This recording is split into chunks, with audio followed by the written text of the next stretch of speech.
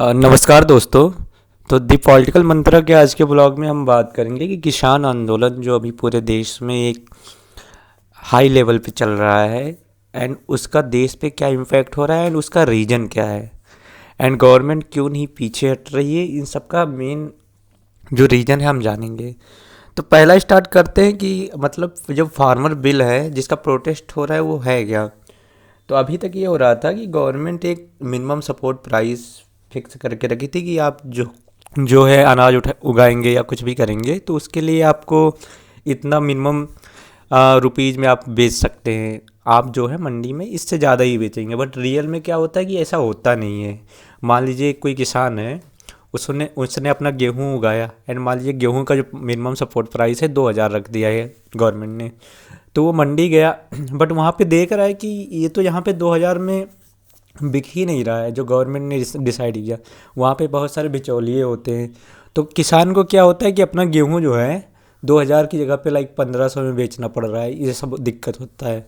तो मान लीजिए कभी किसान परेशान होके जाके गवर्नमेंट के उधर कंप्लेन कर रहा है कि भाई आपने बोला था कि मतलब जो है आपका अनाज जो है 2,000 में ख़रीदा जाएगा, तो क्या हो रहा है। तो वहाँ का जो ऑफिसर बैठता है वो बोलता है कि देखिए हमारे पास पहले से इतना स्टॉक रखा है, तो हम क्या करें आपका, हम कैसे ख़रीदें।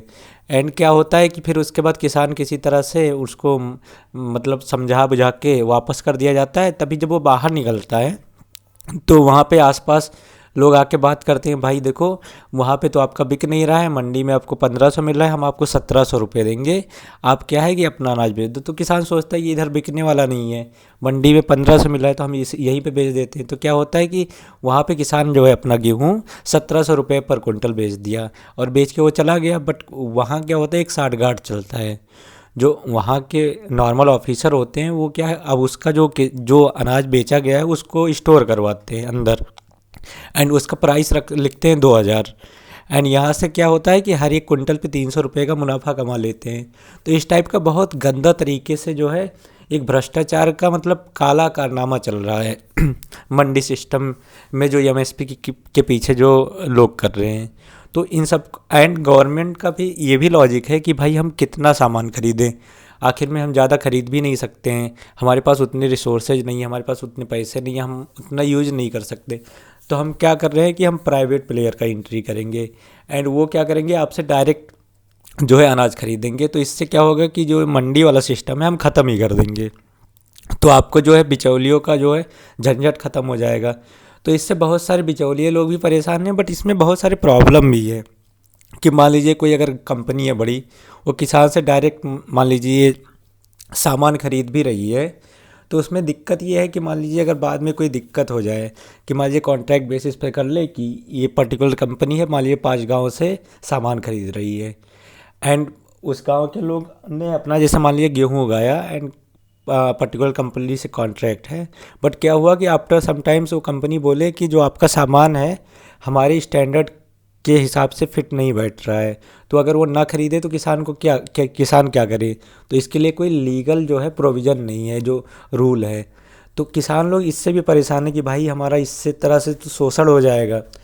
फिर अगला अगला सबसे बड़ा दिक्कत ये हो रहा है कि मान लीजिए आप अभी ये दे दिया गया है कि आप अनलिमिटेड जो है चीज़ें अपना स्टोर कर सकते हैं, भंडारण कर सकते हैं। अगर देश में आपातकाल या और जैसी इमरजेंसी वाली स्थिति नहीं है तो आप नॉर्मल जितना भी मन करे तो स्टोर कर सकते हैं। तो इससे क्या होगा कि जैसे मान लीजिए बड़ी बड़ी कंपनियां, जैसे मान लीजिए जियो थी, तो जियो जब स्टार्टिंग में आई तो फ्री डेटा दे दे के पूरा लाइक 40% से 45% मार्केट जो है कैप्चर कर ली इंडिया का। उसके बाद जब ये कर ली उसके 1 साल बाद अपना मोनोपोली इस्टेब्लिश कर लिया अपने हिसाब से। जितना भी नेट का दाम होता है और चीज़ों का दाम होता है, कॉलिंग का, एसएमएस का, सबका अपने हिसाब से वो प्राइस रेगुलेट करती है। तो इसी टाइप से अगर बड़े बड़े मार्केट में प्राइवेट प्लेयर का एंट्री होगा तो इनके पास मान लीजिए बहुत सारे पैसे होते हैं। तो मान लीजिए कोई कंपनी, मान लीजिए ले लीजिए जैसे एग्जांपल के रूप में जियो ही ले लीजिए। तो मान लीजिए उसने क्या किया कि बहुत ज़्यादा बल्क मात्रा में, मान लीजिए जितना कंट्री में हो रहा है उसका 25% जो है प्याज अपने खुद ही खरीद ली एंड उसको स्टोर करके रख ली। अब क्या हो गया कि मैक्सिमम जो प्याज है इसी के पास है। अब वो क्या कर सकती है कि शेयर मार्केट की तरह क्या कर सकती है, जैसे 1992 का जो स्कैम वाला मूवी अगर आपने देखा होगा, तो उसके हिसाब से जब देखेंगे कि डिमांड और सप्लाई जो है अपने हिसाब से वो कंट्रोल करके बहुत गंदा तरीके से मार्केट में स्कैम करता है।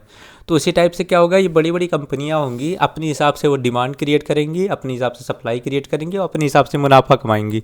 तो 20 रुपये का सामान लेके वो 200 भी बेच सकती हैं, वो 40 रुपये भी बेच सकती हैं, क्योंकि जब मैक्सिमम सामान ही वही खरीद लेंगी थोक भाव में, स्टोर कर लेंगी। तो ये बहुत सारे कंसर्न हैं एंड इसी के कारण किसान लोग जो है प्रोटेस्ट कर रहे हैं कि उनका एमएसपी का क्या हाल होगा।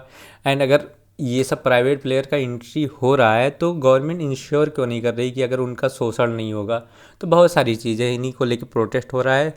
तो आपको भी एक बार सोचना चाहिए कि आप किसके सपोर्ट में हैं, किसान के सपोर्ट में, या गवर्नमेंट सही कर रही है, या फिर दोनों को बीच में बैठ के बात करना चाहिए, या गवर्नमेंट को भी थोड़ा झुकना चाहिए कि कुछ कुछ चीज़ें कानून में प्रोविज़न बनाए कि कोई मोनोपोली ना क्रिएट हो।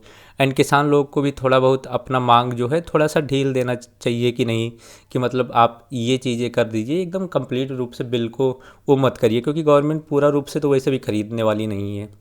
तो धन्यवाद।